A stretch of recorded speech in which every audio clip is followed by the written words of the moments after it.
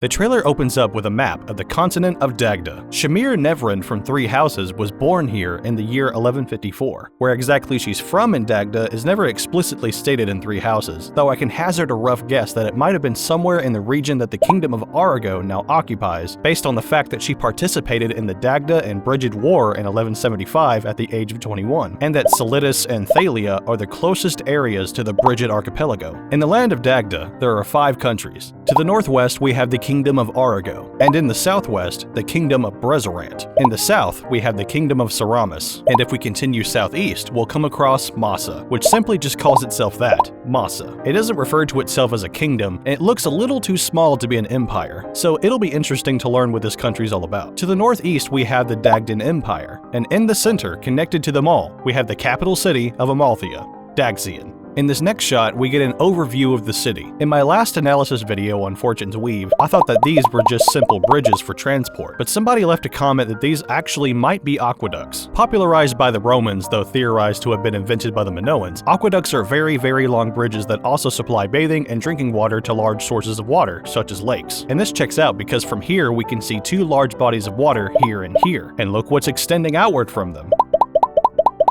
Aqueducts. And I wasn't kidding when I said these things were long. In ancient Rome, most aqueducts were about 30 to 60 miles long. The largest one ever constructed was in ancient Constantinople, which spanned 265 miles. And from this map of Dagda, you can see these aqueducts extending outward from the capital, meaning that these aqueducts are very much likely several times longer than the longest aqueduct ever constructed on Earth. I can't imagine the amount of maintenance that goes into these things. But I'm sure you're tired of hearing about how cool aqueducts are, so let's move on. Here we have a new shot of Dietrich. A lot of you grilled me in the last video for mispronouncing his name as Dietrich, and in this video, his name was officially said out loud, Dietrich. So I have now seen the error of my ways. We see Dietrich taking a nap in the rain on a boat, and I bet his hair will still be perfect afterwards. We see 2 new characters who I will dub Green Guy and Red Guy, a classic Fire Emblem staple we see quite often throughout the series. We see a big buff gladiator with dreads, and it looks like he has an axe. If that's the case, he'll be all strength and no accuracy, unless he's Hector, which he's not. Nobody else is my boy Hector except Hector. The logo for the game has been slightly altered from what we saw before. I like it a lot. It looks worn and battle-torn. We get some new and really clean art of our main characters here. Kai plans to win the heroic games to rescue his imprisoned father. I like the variety in Kai's color scheme.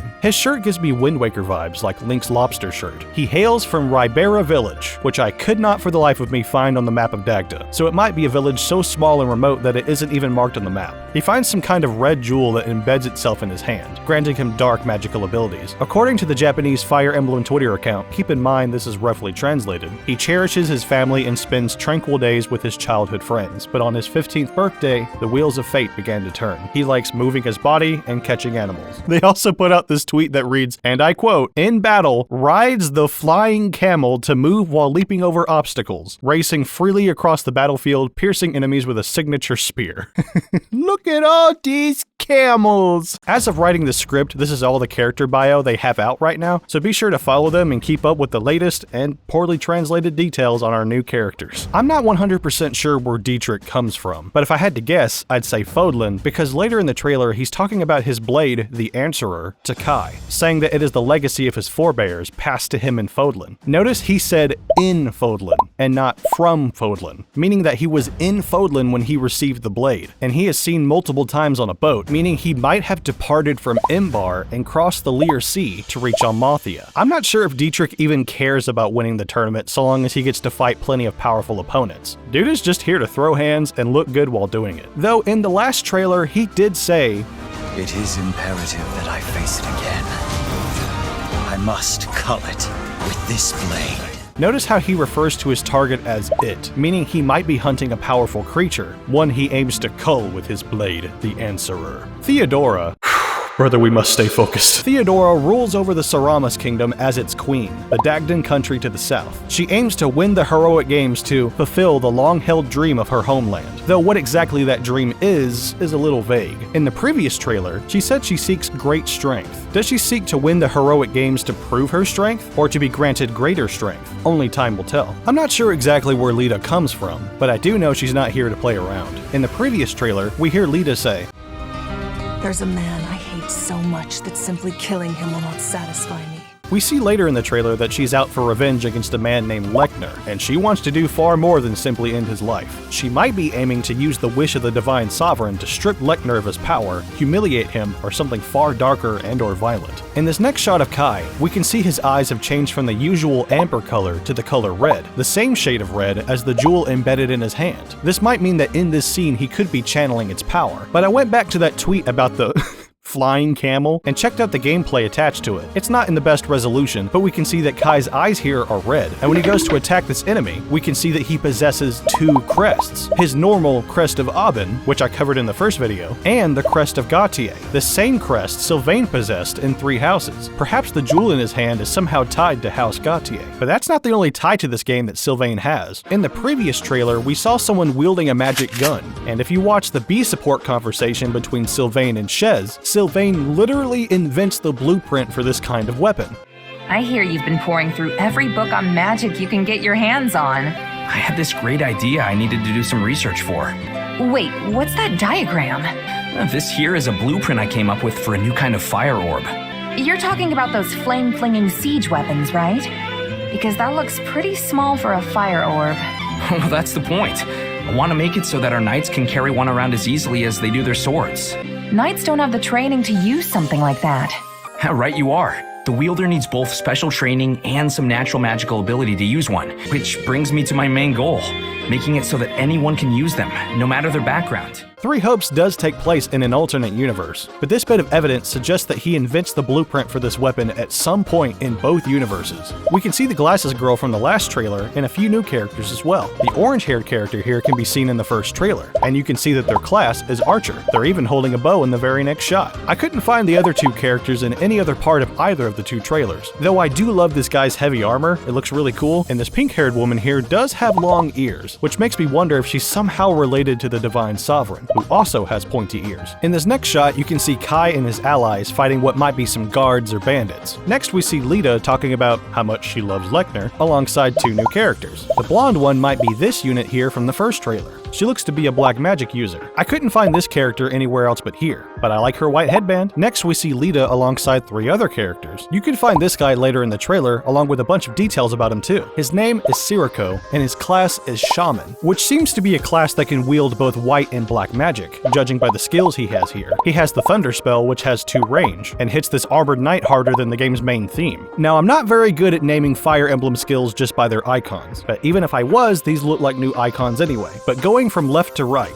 the first skill looks like critical white magic +3, increasing his chance to crit with white magic, which might make him a healer that really comes in clutch with critical healing. The second skill looks like critical avoidance, increasing the chance he'll dodge a critical attack from an opponent. And this third skill looks like reason prowess, a skill that levels up gradually as the unit uses more black magic and becomes more proficient at it. As it increases in level, up to a max of 5 usually, it increases the unit's hit rate, their avoidance, and critical avoidance when using black magic. If I'm wrong about any of those though, be sure to let me know below. He also has this cool attack animation when he casts thunder.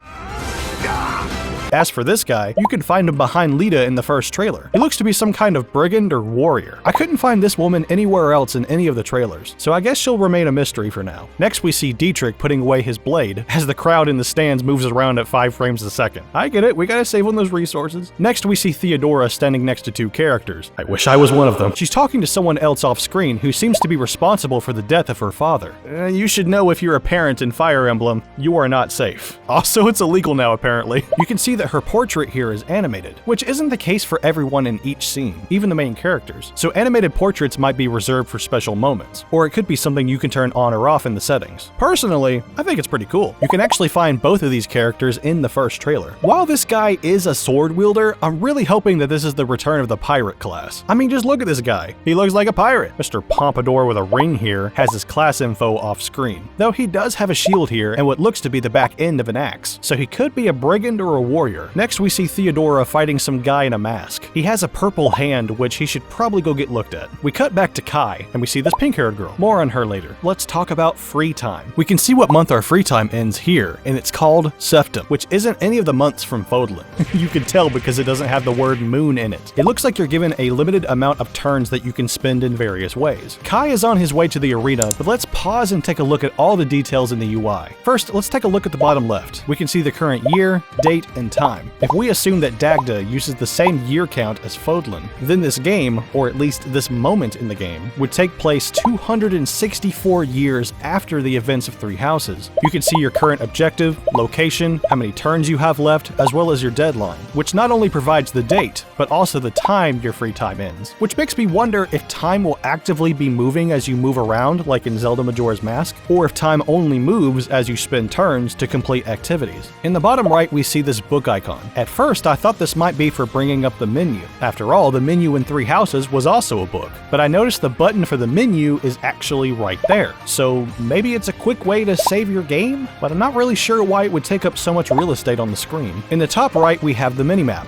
with several icons sprinkled around. We have these hand icons, which I assume are shops. We have these twinkle icons, but I actually have no idea what these could be. We have these white and orange dots. Judging by this guy here, which is one of the white dots on the map, these are NPCs that will have a little bit of dialogue, and I'm going to assume that the orange dots are actually potentially recruitable characters in the story. As we move on, Kai makes his way to the arena. As Kai interacts with the arena receptionist, it brings up a menu titled Weekly Options, which includes various types of training that will change every week. So instead of learning in a classroom like we did in Three Houses, we'll be training in an arena to increase our proficiency in our various skills. The training will not only cost money, but it will cost motivation as well. But our motivation this time around seems to have a numerical value, rather than a gauge, which I think I like because my monkey brain likes to see numbers go up. But instead of spending motivation to increase proficiency in only one skill at a time, we can spend one motivation to get a bundle of proficiency increases instead. In the first menu, you can see what each type of training trains. So when Kai selects the mounted training, he'll gain proficiency in his spears, authority, mounting, and flying skills. I'm not sure exactly how limited the arena is going to be, but so far it looks like we're going to be able to increase our skills a lot faster than we could in Three Houses. Speaking of skills, I see a new one here which looks like movement. It shows Kai learning a new combat art in the arena, but I'm pretty sure this is just because his spear proficiency just leveled up and he gained a new combat art from it. In the arena, he's fighting a character named Oltand. Oltand? I really like her design. I just kind of feel bad for her. His hairstyle looks really hard to manage. Next we see Lita talking to a character named Nene. But let's take a quick look at the bottom left. This scene takes place 4 months after the previous scene we saw with Kai. Kai's objective back then was to fight in the first main match. And then we see that 4 months later, Lita's objective is to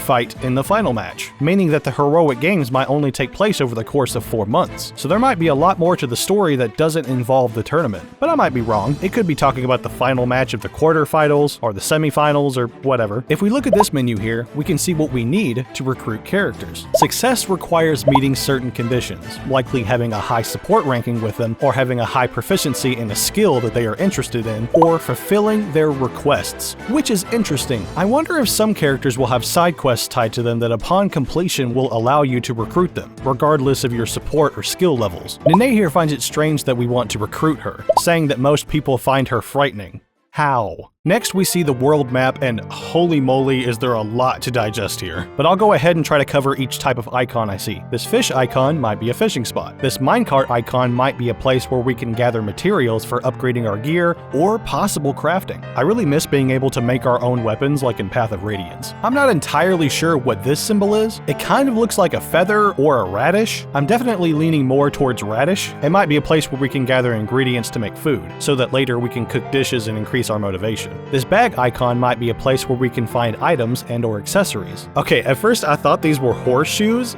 but I think I'm dumb. These archway icons look like the entrance to a dungeon. And yes, we do have dungeons. On the official Fortune's Weave page at Nintendo.com, it says, between matches you can strengthen your forces in different ways, hone your techniques at the training grounds, recruit new allies, or travel beyond Daxian's walls to gain experience in battles or dungeons. Most of that was what the narrator was saying in the direct, but he didn't mention the dungeons bit. But I mean, later in the trailer, we do get a little sneak peek at dungeon gameplay. But when I saw that, I wasn't 100% sure that it was a dungeon, but now I am. Now I'm 101% sure. And it's pretty exciting because the only other Fire Emblem to have dungeons was Shadows of Valentia, and I loved them. Back then, they were a nice contrast between the overworld map and standard battles. I wonder what new features the dungeons in this game will have. This cooking pot might be a campsite where we can make camp and cook up some grub. And considering that we can cook out here, food might also heal our characters while also giving them motivation. We can see various characters throughout the map. Some of them might be characters we can talk to and might be able to receive side quests from, and some might be enemies we can fight for XP. All of these spiky icons are likely major locations like cities, towns, or castles throughout the game. There's a special icon here that's grayed out. It looks kind of like a museum or something. I wonder what that's about. Next we see Theodora passing some kind of test and becoming a dragon rider, which means, just like Three Houses, any unit should be able to become any class as long as they have the required skills. I told you we'd talk about pink-haired girl later. Her name is Alexandra, and she's enjoying a meal with Kai, and one new character who looks very similar to Sedith from Three Houses. Green eyes, green eyebrows, green hair that looks like it was dyed blonde, a likely shaved beard, and the exact same headpiece? Hold up, this is Sedith! I have something to ask of you. Flames got us trapped in a McDonald's play place. Next, we catch a glimpse of Lita exploring a dungeon. You can see her HP, remaining magic, something called LP, which I'm not sure what that is, what I assume is the name of the dungeon, and its recommended level. In the top right, you can see how many treasure chests remain in the dungeon. When she opens the chest, she finds a weapon called Veraquin, which grants a new combat art called Prune and has an interesting curse stat of 2, and curse has the same symbol as their blaze gauge, so curse may not necessarily be a bad thing. Next, we see an archer named Ursula who... Brother, we must stay focused. Ursula not only bears a strong resemblance to Marianne from Three Houses, but she also bears her crest, the crest of the beast. Over here on the left, we can see an elephant, which seems to have these shield tiles similar to the beasts from Three Houses. I don't want to hurt an elephant. I love elephants. Next, we see some quick shots of characters using blaze arts. Theodora uses Earthen Throw, where she tears a freaking chunk out of the earth and throws it at a guy. Lita plays Song of Passion, which has a more elegant flair to it than her Song of Beasts, so it might be a support skill. We can see from the first trailer that Song of Passion costs her 7 HP to activate. Dietrich uses Moving Shadow, and if we slow down the animation here, I'm pretty sure this is a Symphony of the Night reference. From the first trailer, we can see that Moving Shadow costs him 7 HP to activate, and allows him to teleport up to 3 spaces away. I couldn't find the name of the blaze art that Kai uses here, but it looks insane. It costs him a whopping 14 HP to cast, has 7 range, and a very wide AoE, dealing anywhere from 35 to 40 damage to each enemy caught in the blast. Kai's like, okay, here's my strategy. I'm gonna blow up this entire side of the map. I'm pretty sure we could just call this the Kamehameha. Next, we get a scene that I assume takes place in the past. This green-haired, not evil-looking at all woman opens a gate, bringing forth a bunch of creatures. This character stands here in fear as an angel quickly descends from the sky. In the Fortune's Weed Collector's Edition, we can see that this angel character's name is Eshmel. They're also featured dead center in the middle of the game's cover art, where we can see a male and female version of them, very similar to the Three Houses cover art. This makes me think that these characters will be our avatar, but since we don't see much of Eshmel in most of these trailers, I think our avatar will take a back seat, away from the core cast of characters, similar to Fire Emblem 7. The music playing here is directly from Three Houses. Of the underworld. We look upon the Promised One, who will rout you here. And we get some footage of adult Sothis striking down someone she refers to as the Darkest Dark. And trust me, it doesn't get any more dark than that. So yeah, we'll definitely be receiving a hearty amount of Fodlan lore in this game. I've seen a few videos and posts of Nintendo calling this game a time-traveling saga, but I have no idea where people are pulling this quote from. I mean, we've had time traveling in some form in just about every game since Awakening, so I wouldn't be surprised, and it would kind of make sense since the year is displayed at the bottom left all the time, but I was just unable to find this quote myself. That'll do it for this video, but what are your thoughts? Did I miss anything? Which of the 4 characters will you choose? And just out of curiosity, I'm asking for a friend. Hypothetically, if I won the Heroic Games, could I use my wish from the Divine Sovereign to become a chair?